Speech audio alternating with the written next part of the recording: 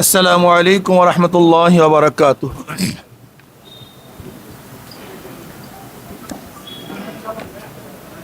নাহমাদু ওয়া নুসাল্লি আলা রাসূলিল কারীম, আম্মা বাদ।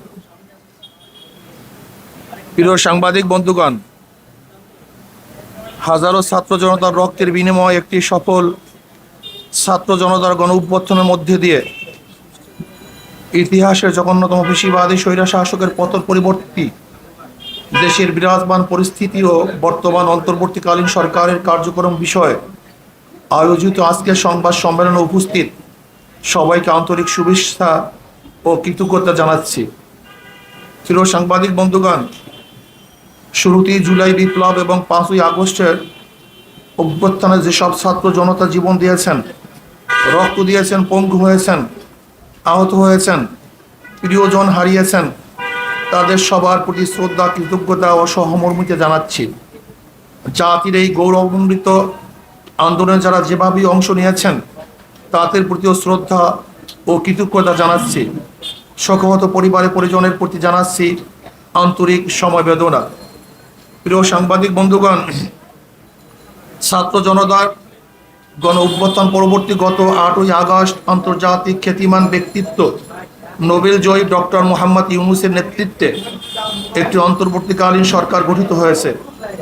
ফ্যাসিবাদ ও স্বৈরাচার বিরোধী আন্দোলনে ধারাবাহিক ভূমিকা পালনকারী এবং ছাত্র জনতার গণ অভ্যুত্থানে সক্রিয় অংশগ্রহণকারী ইসলামী আন্দোলন বাংলাদেশের ডক্টর মোহাম্মদ ইউনূসের নেতৃত্বাধীন অন্তর্বর্তীকালীন সরকারের শুরু থেকেই সমর্থন দিয়ে আসছে। একটি দায়িত্বশীল রাজনৈতিক দল হিসাবে দেশ ও জনগণের কল্যাণে একটি স্থিতিশীল রাজনৈতিক পরিবেশ তৈরি এবং অর্থনীতি পুনর্গঠনে আমরা অন্তর্বর্তীকালীন সরকারকে অব্যাহতভাবে সহযোগিতা করে যেতে চাই। সেক্ষেত্রে অন্তর্বর্তীকালীন সরকারকে দেশের শান্তিকামী জনগণ এবং ফ্যাসিবাদী বিরোধী আন্দোলনে অংশগ্রহণকারী ছাত্র জনতা ও রাজনৈতিক দলগুলির মধ্যে আস্থার পরিবেশ তৈরি করতে হবে। প্রিয় সাংবাদিক বন্ধুগণ, অন্তর্বর্তীকালীন সরকারের প্রধান উপদেষ্টা ডক্টর মোহাম্মদ ইউনূস গত 18ই আগস্ট রবিবার বিদেশি কূটনীতিকদের সঙ্গে ব্রিফিংয়ে বলেছেন, 5টি খাতে সংস্কারের পর জাতীয় নির্বাচনের আয়োজন করবেন। নির্বাচন কমিশন, প্রশাসন, বিচার বিভাগ, আইন শৃঙ্খলা বাহিনী ও গণমাধ্যম, এই 5টি ক্ষেত্রে আমূল এবং ব্যাপক সংস্কারের কথা বলেছেন মাননীয় প্রধান উপদেষ্টা। আমরাও মনে করি এসব প্রতিষ্ঠানগুলো ব্যাপক সংস্কার প্রয়োজন, কারণ বিগত সরকার অবৈধভাবে ক্ষমতায় টিকে থাকতে রাষ্ট্রের গুরুত্বপূর্ণ সব প্রতিষ্ঠান ধ্বংস করে ফেলেছে। অন্তর্বর্তীকালীন সরকার এসব প্রতিষ্ঠানগুলো কতদিনের মধ্যে সংস্কার সম্পন্ন করবে তা নির্ধারিত হওয়া প্রয়োজন। অতএব ইসলামী আন্দোলন বাংলাদেশের প্রত্যাশা করে অন্তর্বর্তীকালীন সরকার তাদের সংস্কার কার্যক্রমের ধরন ও প্রক্রিয়া কী হবে এবং কতদিনের মধ্যে সংস্কার কার্যক্রম সম্পন্ন করবে তা অতি দ্রুত প্রকাশ করবে এবং জাতীয় নির্বাচনের একটি রোড ম্যাপ ঘোষণা করবে। প্রিয় সাংবাদিক বন্ধুগণ, জুলাই বিপ্লব এবং 5ই আগস্ট ছাত্র জনতার গণ অভ্যুত্থানে স্বৈর শাসকের পেটুয়া বাহিনী, পুলিশ, বিজিবি এবং আওয়ামী লীগ, যুবলীগ, ছাত্রলীগের নৃশংস আক্রমণে সহস্রাধিক ছাত্র জনতা শাহাদাত বরণ করেছে। প্রায় 30,000 আহত হয়েছেন, গুরুতর আহত হয়েছেন কয়েক হাজার, যাদের মধ্যে অনেক শিশু কিশোর রয়েছে, যারা দেশের বিভিন্ন হাসপাতালে এখনও সঠিক চিকিৎসার অভাবে কাতরাচ্ছেন। আমরা ঢাকার পঙ্গু হাসপাতাল সহ বিভিন্ন হাসপাতাল পরিদর্শন করে এমন দুঃসহ অবস্থা প্রত্যক্ষ করছি। অন্তর্বর্তীকালীন সরকার ঘোষণা দিয়েছিলেন আন্দোলন আহতদের সরকারি খরচে চিকিৎসা দেওয়া হবে, কিন্তু আমরা এর দ্রুত যথাযথ বাস্তবায়ন দেখতে পাচ্ছি না। আমরা সরকারের প্রতি আহতদের দ্রুত চিকিৎসার যথাযথ উদ্যোগ গ্রহণের আহ্বান জানাচ্ছি। প্রিয় সাংবাদিক বন্ধুগণ, পতিত ফ্যাসিস্ট ও স্বৈরাচার আওয়ামী সরকার নির্বাচন কমিশন এবং প্রশাসনকে ব্যবহার করে 2014, 2018 এবং 2024 সালের 7ই জানুয়ারি 3টি ভুয়া জাতীয় নির্বাচন করেছে। এসব একতরফা, ভুয়া, পাতানো ও ডামি নির্বাচনের মাধ্যমে তাদের অবৈধ ক্ষমতাকে দীর্ঘায়িত করেছে। যারা তাদের এসব অবৈধ প্রশাসনের নির্বাচনে সহযোগিতা করে আওয়ামী লীগকে অবৈধভাবে ক্ষমতায় থাকার সুযোগ করে দিয়েছে, তারাও সমান অপরাধী। অতএব 3টি অবৈধ প্রশাসনের নির্বাচন পরিচালনাকারী 3টি নির্বাচন কমিশন এবং প্রশাসনের যেসব কর্মকর্তা তাদের অবৈধ কাজের কুশীলব ছিল তাদেরকে আইনের আওতায় এনে শাস্তির মুখোমুখি করতে হবে, যাতে ভবিষ্যতে কেউ অবৈধ নির্বাচনের সাহস না করে। পাশাপাশি আমরা বর্তমান নির্বাচন কমিশনের বিদায় পূর্বক বিচারের কাঠগড়ায় দেখতে চাই। প্রিয় সাংবাদিক বন্ধুগণ,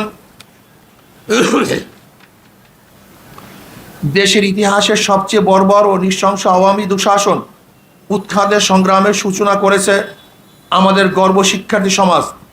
তাদের অসীম সাহস, ত্যাগ ও বুদ্ধিদীপ্ত নেতৃত্ব আমাদের গর্বিত করেছে। ইসলামী আন্দোলন বাংলাদেশ শুরু থেকে এই আন্দোলনের সাথে সম্পৃক্ত থেকেছে। 19 জুলাইতে আমরা পরিষ্কার করে জানিয়েছি যে সরকারের পদত্যাগই একমাত্র সমাধান।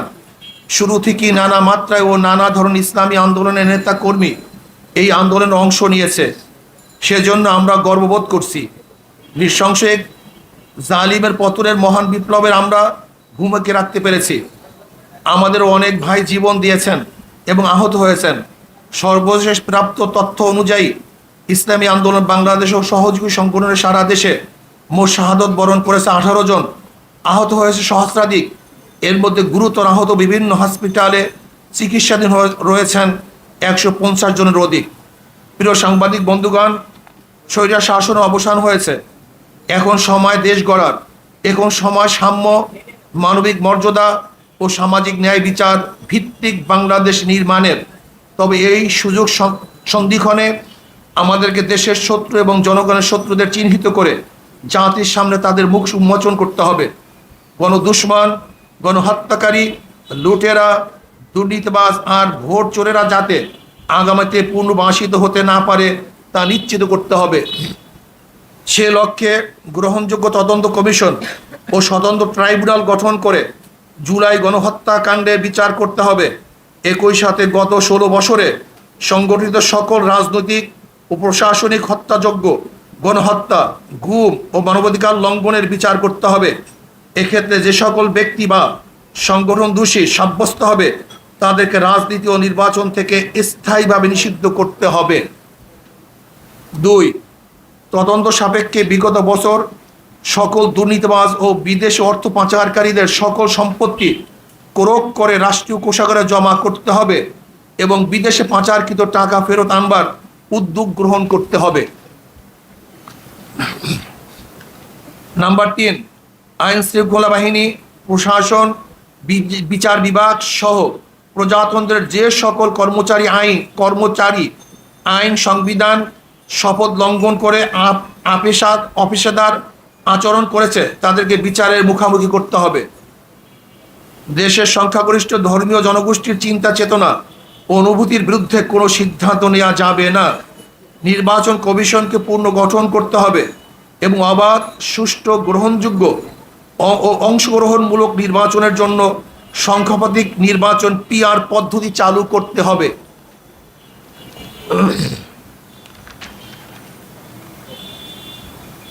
আওয়ামী দুঃশাসনে বিগত 16 বছরে সবচেয়ে ক্ষতিগ্রস্ত হয়েছে এদেশের সাধারণ শিক্ষা খাতের মান ও নৈতিকতা। এই ক্ষতি দ্রুত সময়ের মধ্যে কাটিয়ে ওঠার লক্ষ্যে দেশপ্রেমিক শিক্ষাবিদ ও উলামায়ে কেরামের সমন্বয়ে একটি জাতীয় শিক্ষা কমিশন গঠন করে প্রয়োজনীয় পদক্ষেপ গ্রহণ করতে হবে। 7. গ্রাম পুলিশকে জাতীয়করণ করে তাদের সম্মানজনক বেতন ও ভাতার ব্যবস্থা করতে হবে। প্রিয় সাংবাদিক বন্ধুগণ, ছাত্র জনতার এই আন্দোলন হত্যা, লুটতরাজ ও অবৈধ ক্ষমতা প্রয়োগের বিরুদ্ধে ছিল। শিল্প ও কল কারখানা ধ্বংসের বিরুদ্ধে ছিল না সংখ্যালঘুদের বিরুদ্ধে কোনো পদক্ষেপ। সেজন্য আমরা বিশ্বাস করি যারা লুটতরাজ, দখলদারি, অরাজকতা ও সংখ্যালঘুদের উপর কোনো রকম হুমকি সৃষ্টিকারী কার্যকলাপে লিপ্ত তারা এই আন্দোলনে সম্পৃক্ত কেউ না, বরং তারা সুযোগ সন্ধানী। সুতরাং আমরা বর্তমান অন্তর্বর্তীকালীন সরকারকে এই সকল অরাজকতা সৃষ্টিকারীদের প্রতি কঠোর পদক্ষেপ নেওয়ার আহ্বান করছি। প্রিয় সাংবাদিক বন্ধুগণ, ইসলামী আন্দোলন বাংলাদেশ মনে করে দেশের সকল নাগরিক সমান মর্যাদা অধিকার প্রাপ্ত।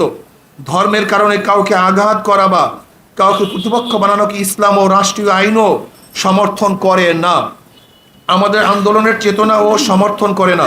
সেজন্য বলবো, দেশের সংখ্যালঘুদের প্রতি প্রতিটি উপাসনালয় ও ধর্মীয় স্থাপনায় সিসি ক্যামেরার ব্যবস্থা করুন।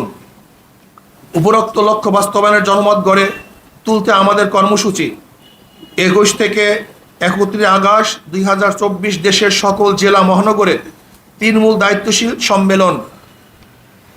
২ ১ থেকে ১০ সেপ্টেম্বর ২০২৪ দেশের সকল থানায় থানায় গণসমাবেশ। প্রিয় সাংবাদিক বন্ধুগণ, পরিশেষে আবারও গণ অভ্যুত্থানে জীবন দানকারী ও আন্দোলনে সম্পৃক্ত সকলের প্রতি শ্রদ্ধা জানাচ্ছি। আল্লাহ হাফেজ।